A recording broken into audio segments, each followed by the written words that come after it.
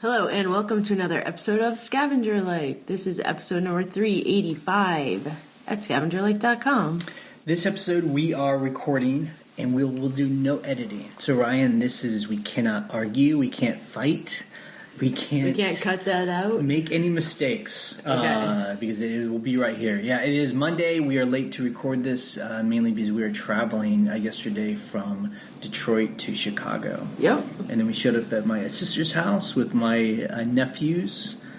And, of course, anyone that has kids knows it becomes a whirlwind of craziness with little kids. Yeah, and, with them, too, they're excited to see us, so they're, super rambunctious. And I just cannot, I've said it before, we don't have kids, and anyone that does have kids and also runs an eBay business, I just don't know. And also has another job. And has a whole life and is good to their kids. I'm just I don't know how people do it because, just being around kids, they aren't even my kids. So I'm not even, it's responsible for anything. Just being around them is just so much energy. It's a lot of energy. Yeah. Yeah. I just, I think we put our heads on the pillow at 8 something last night, which I guess is 9 East Coast time, and we were like, how do they do it? Seriously. But it's good, just okay. A couple things. When we were driving, I listened to podcasts, and it's my truck. We got that a Bluetooth. It's like a Bluetooth charger, but it transmits to the radio, so it hooks up. It automatically pairs.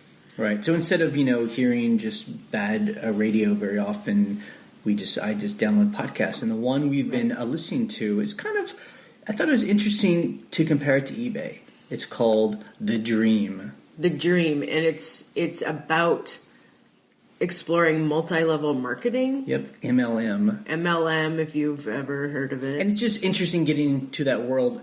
We don't really do Facebook, but I guess it's kind of a big thing now where and Instagram. All these people that from high school or something, you'll just start getting inundated with messages from these people about wanting you to join their great adventure of making a lot of money. An opportunity. Yep. Life-changing opportunity. And it's just so interesting because when we were listening to the series, and this is Mary Kay and Amway are the big ones that people might know about. Herbalife. But there's all kinds of others. There's all different kinds. That I didn't even know. And I didn't even know it was still a thing. But it's interesting to hear because they really do share some of the same language that I hear in the eBay, Amazon world. It's not the same thing, but it's a lot of the get-rich-quick stuff. Mm-hmm. I heard a lot about it when people were really into shipping.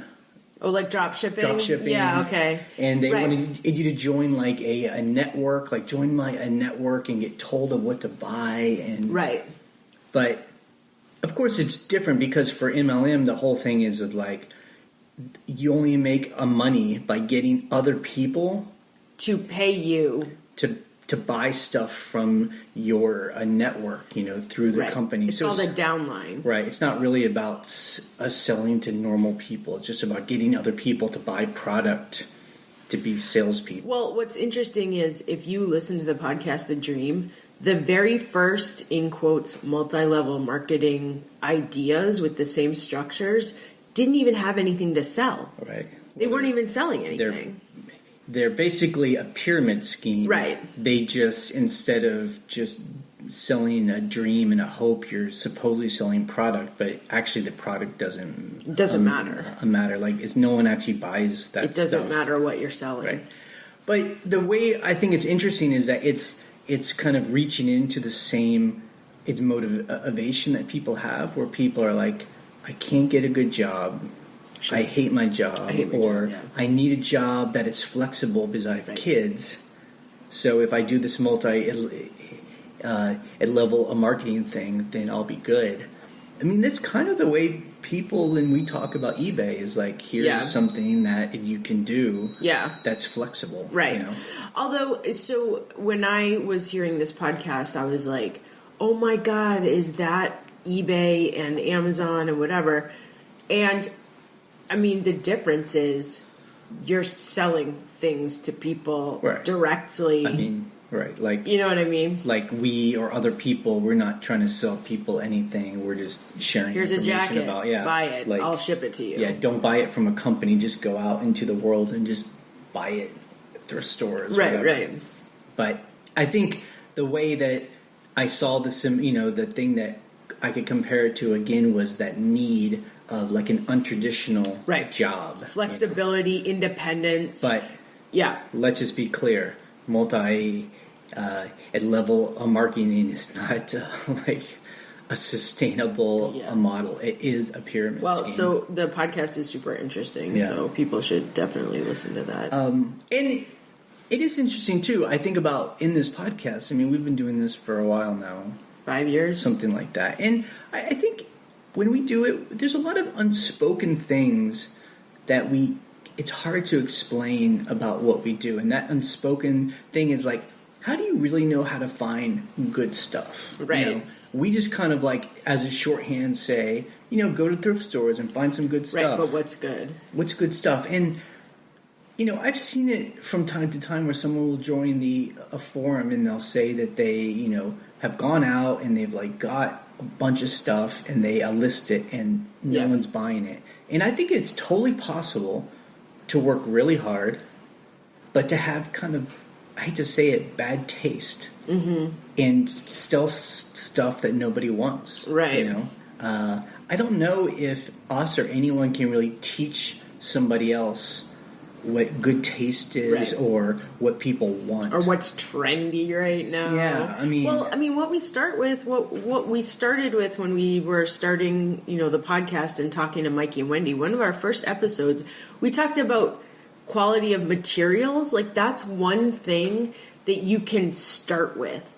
Is it made out of 100% wool? Look, I'm wearing an Old Navy sweater. People call that a mall brand, But it's 100% wool. It's a hoodie. It fits me. I bought it from another seller on eBay for $13 plus shipping. Right. And you're like, granted it's in quotes, a mall brand. It's made in China. Right. But that material is what makes it, a quality item that I was willing to buy. Yeah. And if I saw this in a thrift store, I'd get it. Well, that's why we always tell new people, like, you need to do the research. Right. Like, go out and buy a small amount of stuff, bring it home, and research it. Right. I mean, that's why eBay's great. You just go on eBay, type in a search for whatever's on the tag or it's whatever the item is, and see solds. Right. And then do highest sold and just go from there and see, do people buy these things and how much do they buy them for? The other thing, too, that I would tell people also is, what do you look for in your personal life? Like, we look for certain brands to wear ourselves or use in our business or decorate the house with or the rentals with. So when you see those things out in the wild, you're like, well, I don't need this, but I know someone's looking for it. That's another way. And, it's been said, it's many, many times, and it's not a quote that I came up with, but you actually make the profit when you buy the item. Right. So explain that a little, because I hear real estate people talking about that, and I'm always like, huh? You buy the house, how much you're going to make, because the thing is, you're buying stuff that is worth more than what you buy it at. It will never be worth less. Right. So, and that's true. It's for us. That's why we always are looking for stuff that's real cheap, like $1, under $5, because we know it's worth just more from our research, I can sell that for at least $30. Yeah. So when I buy it for $1 to $5, I automatically know it will eventually sell for $30 or more. Right. Like there's no if, ands, or buts. Just because we've done the research. And I think that's the thing, like when I heard that podcast on MLM. I'm just like, I hear the same kind of words, and the people who are joining these networks have the same, like, they want this thing. But the thing about that those companies is they're just telling you, buy this. Right. Like, you don't have to think about it. Trust us. And for us, we're like, don't trust us. do the research, you know, right. and your business will do as well as what you're able to find out there on your own. Well, I think also what's the difference between scavengers, you know, people on the forum, people like us. I mean, we are preaching the opposite.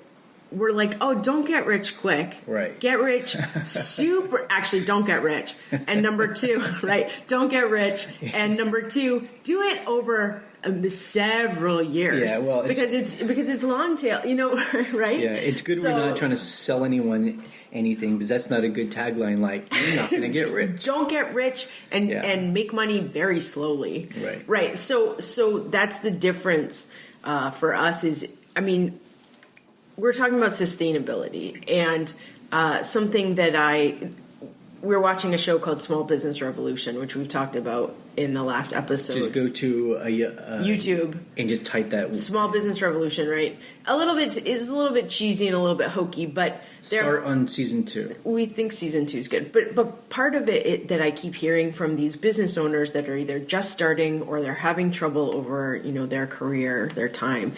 They're like, I just want to pay my bills and like have a life. I don't want to get rich. And we always say that, where you're like, yeah, I want to make money. And for us, we want to invest in property. But, you know, we're visiting Chicago right now, and we're looking at real estate prices and hearing what people paid for houses. And we're just like, we're not even trying to get to that level. Like, that's why I left the city. I don't even want to try to get to the level.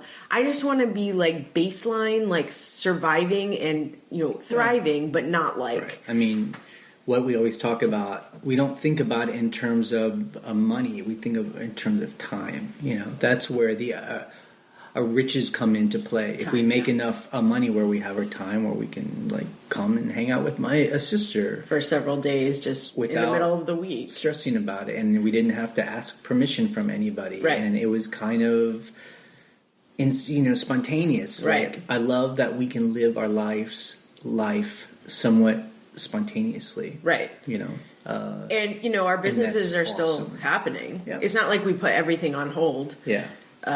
You know, I'm texting our cleaner and our person doing laundry who's also doing eBay. You know, like, that doesn't stop. Right. But I am just sitting here in Chicago drinking coffee, like, while it's happening. So. Yep. Okay, a couple things on eBay. So Atomic Star came onto our a forum. That's a username. Yep. She sells a lot of clothes. She's like, it's one of those sellers, from what I can tell, who's like all about it. Clothing, volume, she works right? really, really hard. Yeah. She sells a lot of clothes. Yep. And she makes good. I mean, very often she makes more than we do in a week. So she's not fooling around. She's cranking it. So anyway, she said something that I don't know if it's true. So she got a buyer to return an item. Yeah. And eBay told her she could no longer refund.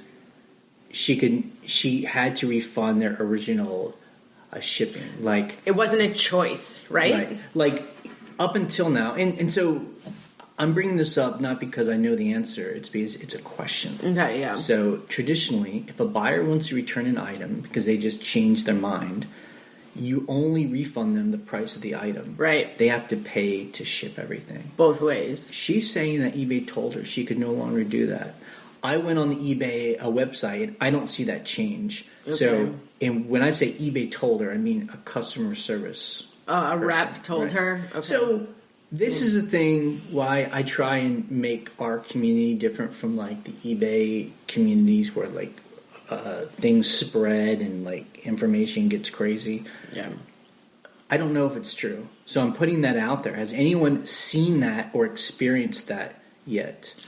Because normally I'm like, well, if we find it on the eBay website that it's changed, then it's official. If a service person tells you that, they often either don't understand their own rules or they're misinterpreting them. So I'm thinking that's what's happening, but I'm hoping that's not true, because that would be a really weird change. I feel like I have not seen that. Good. And Have you done any? I haven't done any refunds lately, so it's been a few weeks. You know, that was last week when she wrote that. I haven't like had a return yet. Knock on wood.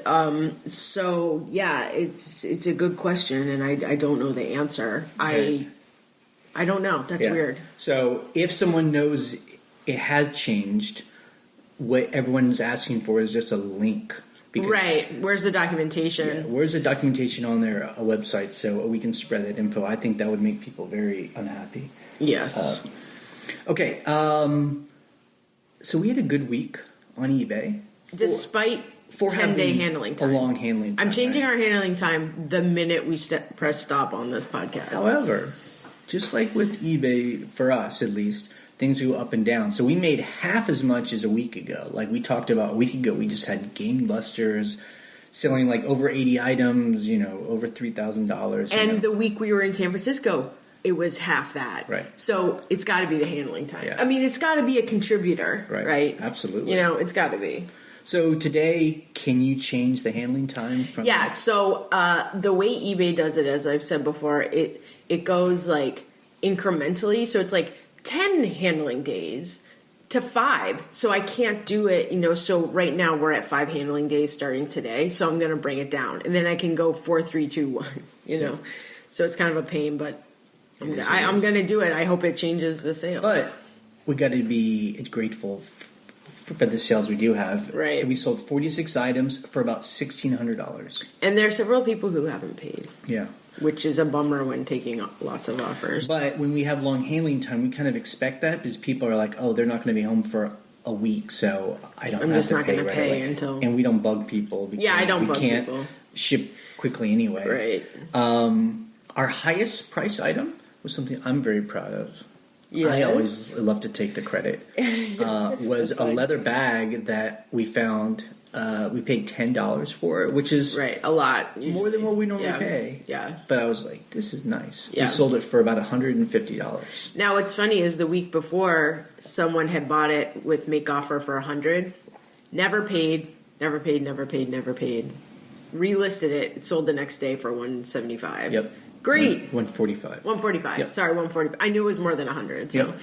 Yeah. So that was a nice sale. And then the rest of what we sold, it's this week. I think one reason why we didn't make as much as a week ago was simply it was a lot of bread and butter. I mean, we were talking about on a forum about shoes, hat. Some people were talking about clothes. Like, I don't like clothes. It's just too hard to. Those are our bread and butter. And clothes it's like is bread and butter for us. I hear you. We're not excited about clothes anymore, but the great thing is we now have someone who takes pictures for us, which pulls off some of that grind. And clothes, shoes, ties, belts. I mean, just hats. Talk about basics, sweaters. All that kind of stuff. Yep. So. Yeah, that's just the way it is. Not glamorous for sure, but that's how we make a living. Like we said. Scavenge of the week. So because we've been traveling, no scavenging, except for you, Ryan. Is this the Craigslist find? Yep. Okay. This is hilarious. So, I knew we'd be driving from where we live in Virginia to Detroit and to Chicago and then down. And I was looking on Craigslist because we wanted to get an induction cooktop with a convection oven for the new apartment we're redoing. I could not find any in the DC area. I was like, I just cannot find it. So I found someone outside of Cleveland who is selling a brand new induction oven for like a third of the price. $400. I think they've had it for a couple of years too, because they're like, we redid our kitchen. We didn't want electric. It ends up, we wanted a gas stove. We wanted to stay with gas. So it was $400, right? And so we drove actually a day early to meet them in the evening, and we stayed overnight. So, it's a little bit more expensive because, number one, we left early, so it's less work we can do at home. And number two, we stayed in a hotel overnight in the suburban Cleveland area. But we saved $800. So. But we saved $800 on it. oven. A couple things. Number one, we got a free hotel room because we were able to use some points we had. Oh, that's which is right. Nice. Yep. Number two, it's interesting. I mean, these people were so sweet and nice, and the guy helped me put it in the truck. So no, I'm not talking bad about them, but it is interesting. I would never buy something for $1,200, Right. and then resell it for $400 without ever touching it or using it. It's just so interesting to me that people are willing to just here's blow money. Here's like my that. thought on that. So interesting to me. Here's my thought on that. Number one, they make enough money at their jobs that it doesn't matter. Right. Number two, although they weren't in a super fancy neighborhood or anything. Number two, nobody in their area wanted it, and it was listed for over 45 days on Craigslist. I was like, there's no way they have this. And they're like, yep, please come get it. I talked them down from $450, $500 something. So, it's been sitting there. It's a very specialty item. Well, I guess my point is just, this is why this business model that all of us have is because there are people willing to lose money on items, whether they sell them for really cheap on Craigslist, whether they're just donating like perfectly good pair of shoes. They're just like, oh, I spent $200 on these. I wore them 3 times. Just get rid of them. So here, it's just right. That's like, why how do those people exist? That's why this business model works. But so actually, your sister and her husband have this like pretty. It's a few years old, but it's a stainless steel gas oven downstairs, and they were like, do you want this other oven? We can't use a gas oven, right?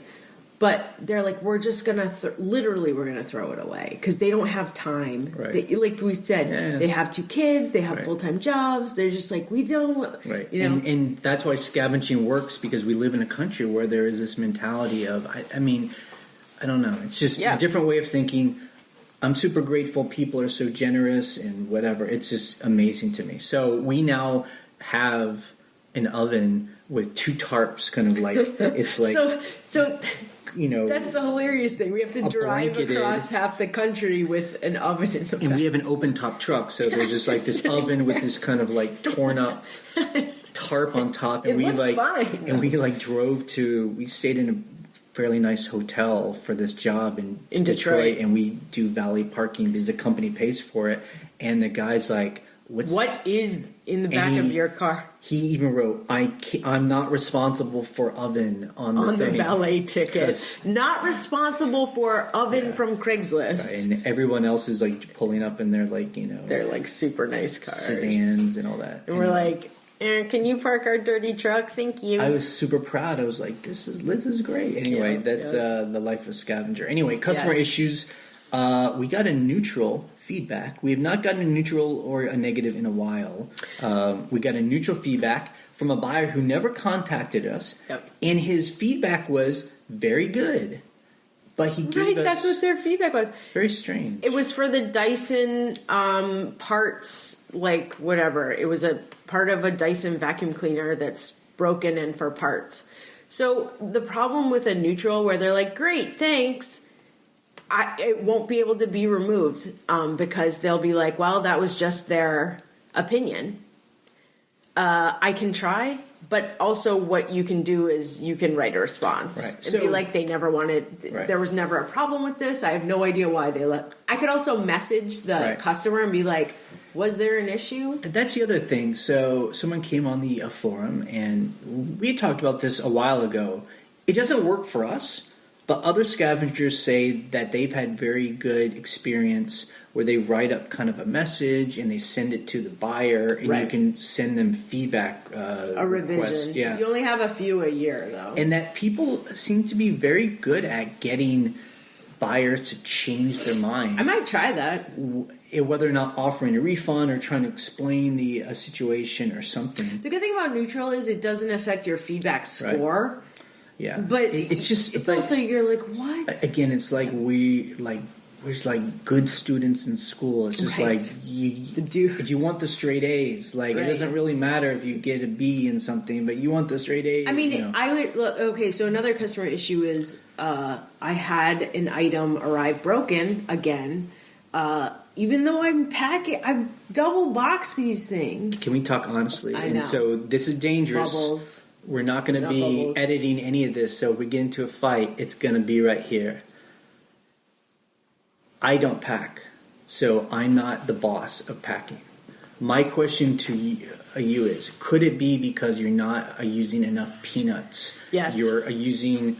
We get peanuts and newspaper we wrap. get a newspaper wrap from the local newspaper plant, and I think you're being too scavengery cheap. I must have.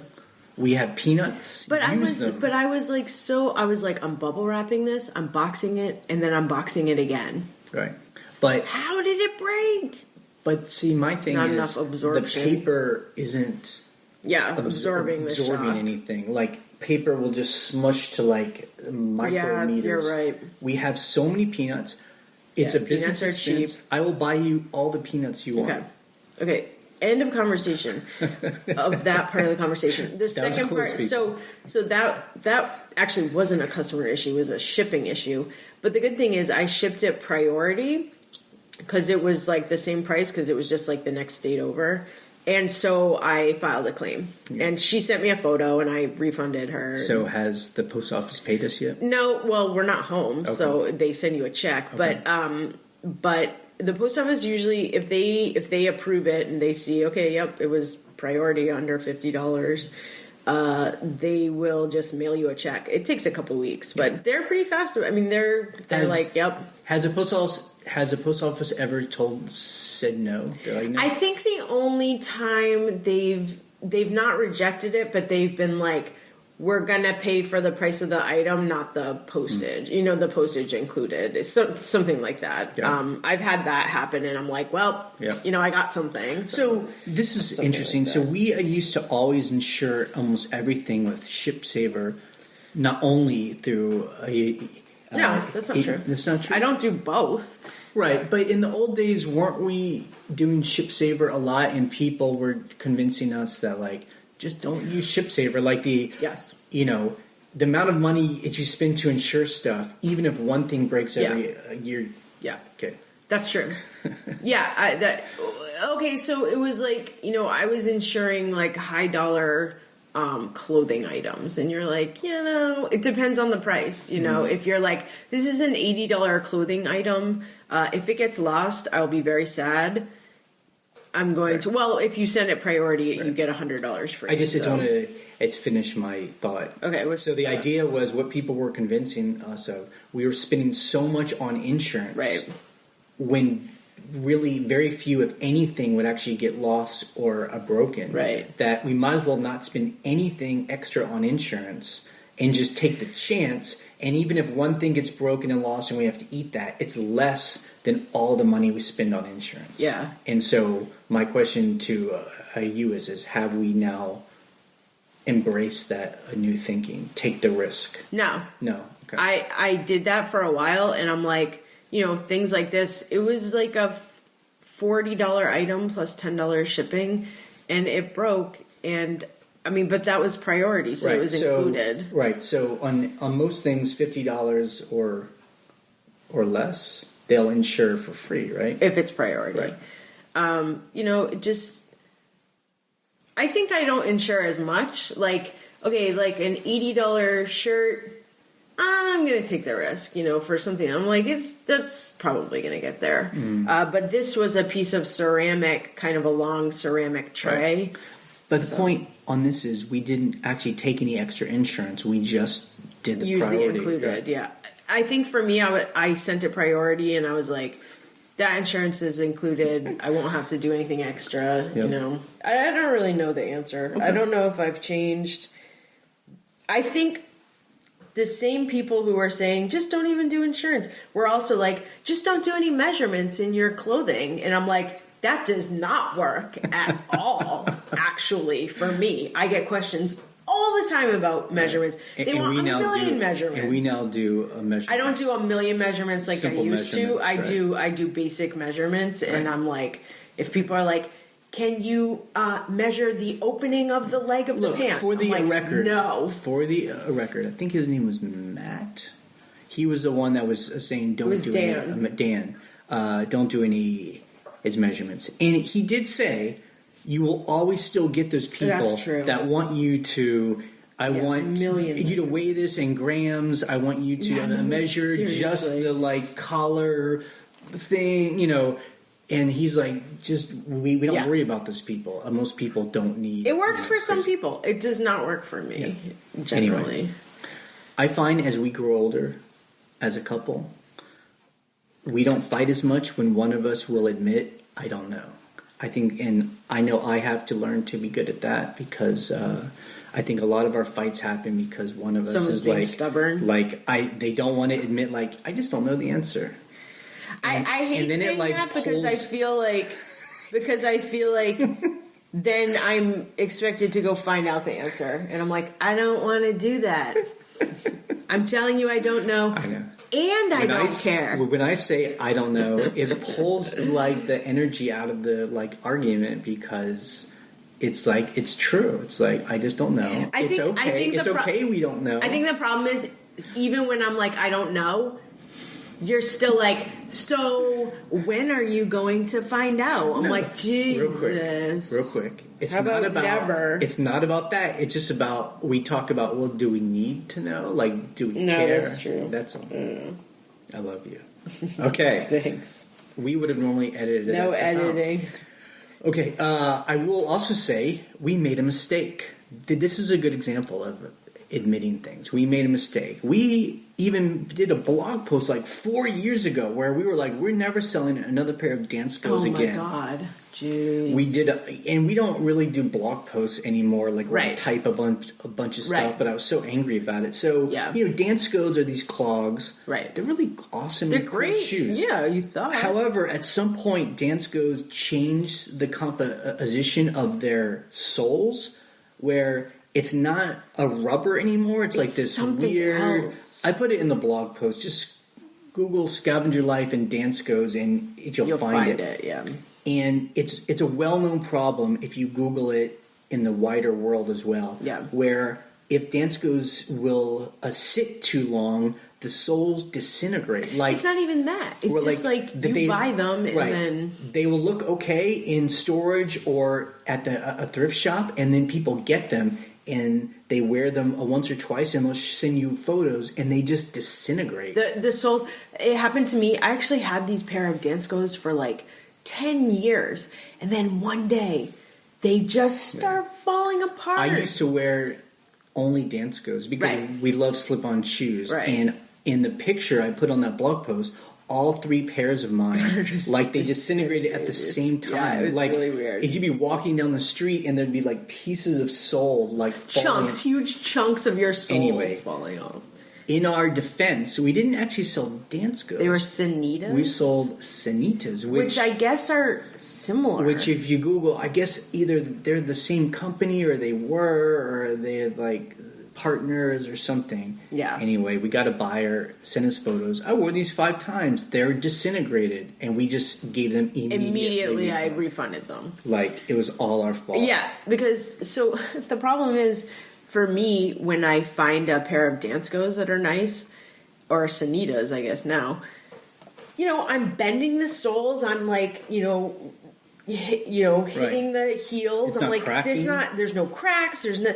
It looks great, And I didn't even have those that long. They were taken pictures like a month ago. And I don't know if there's I don't know what it is. Some environmental. But someone cheaped out and Yeah, they did something. are building these soles out of just like weird chemicals like foam that weirdness. are not stable. And So that sucked because that was like a $50 sale. I'm just surprised that business can even be around, because I just can't believe that people aren't like not buying those shoes. Well, I wonder if they changed the composition and we're buying ones that are several years old. I hope Like so. you're hoping that the Dansko and Sanita or whatever are like, oh, we gotta, fix this. Okay, so our coming week is we're still gone. We're traveling, Midwest traveling. We are going to, since we have a vehicle, we're going to hang out in Chicago a couple days. Going to Indiana. This is something Ryan doesn't know. We may actually go and visit Pete, Craigslist hunter, tomorrow. Wait, where does he live? He lives around here. Chicago area? He has like for those of you who don't know, Pete from Craigslist Hunter. He's like a YouTuber. He's good. Like, he's like a long time YouTuber. he's like us. He's just kind of like, it's his business, it's work. Yeah. He actually he has an interesting business model where, from what I understand, he owns like a pawn shop like thing, like a front facing it's business that people bring stuff to him that then he then sells. Yeah. So I was just talking to him, and I was just talking about, like, we might just stop by and say hi, and I'd like to see his Let's store. just say hi. I mean, we don't have to, like, Fun. stay all day. We have a friend who we haven't seen in a very long time in Bloomington, Indiana. Yes. Who started, like, a brewery. It's a distillery. A distillery restaurant. Anyone in Bloomington. We wanted to first say hi to him and his family, but I also just want to see his business. Like, I am so sorry. How did you do this? We looked on, what was it? It was on Yelp, and he had... No, it was Google. So it's Cardinal Spirits, and anyone in Bloomington can look it up. His reviews, they had like 210 reviews on Google, all 5 stars. Yeah. What? Who had, like, that's an amazing business. That's obviously, and it was so funny on Google, it's like hip distillery. You're like, yep. Yeah. So it's really interesting to know someone, you know, from back in the day. We've known him like 15 years, you know, and to have someone build this from scratch. Well, I think we were talking about this earlier. Like, one reason why we love to do this podcast and have this community online is that we like to connect to other people who are running little businesses and kind of doing this. It's very hard for us to find these kind of people in real life. Yeah. Like, most people don't run businesses and don't do this. They just work for other people. They have jobs. Which is fine. People have to have jobs. That's the normal way. But I think we're trying to seek out more people that are kind of like going out on their own, entrepreneurs, you know why? Experimenting. Because I want to learn from them. Without being like gross about it, you know. Just like I want to be like, how did you do this? It's it's that like American ideal of like the small community business owner. Like, you and your family are making a living to like send kids to college, but you also have a place that's yours, and you're providing like community space for people, and people like you and depend on you. Like, that's, I think, like the American ideal of capital. Anyway, that's my. That was a rant. Yeah. Well, I mean, don't people say it's the American dream? I mean, it's part of it where, being an independent worker and... Yeah, I mean, I think that's what just makes any place good, is that you have those places where you can, like, meet the person that runs the business and it feels good, and that person's making a living and it's all... And they've worked up to that. Yeah. That's the thing is, like... I was doing our numbers on GoDaddy bookkeeping, and I'm like, wow, we're doing pretty good. I mean, we're spending a lot of money on renovations, but... Well, I think we're doing what... I mean, again, we're not business experts by any means, but the idea is we're investing our profits back in our businesses, and that makes us feel good. Exactly. Okay, do we have any calls, or are we just not going to do any calls? Or... Well, this is getting put on the podcast right now since I'm not editing. We would normally edit this out. Jesus. So this week... We do have calls, but honestly, like, I think I want to save them for when we're back in the environment that we can kind of hang out and talk about them. Yeah, so why don't we save this? I'm not going to edit them in. Save to tape. This is live to tape. It's like Saturday Night Live. Live to tape. We'll do it live. Okay, so this podcast is ending in 3, 2, 1.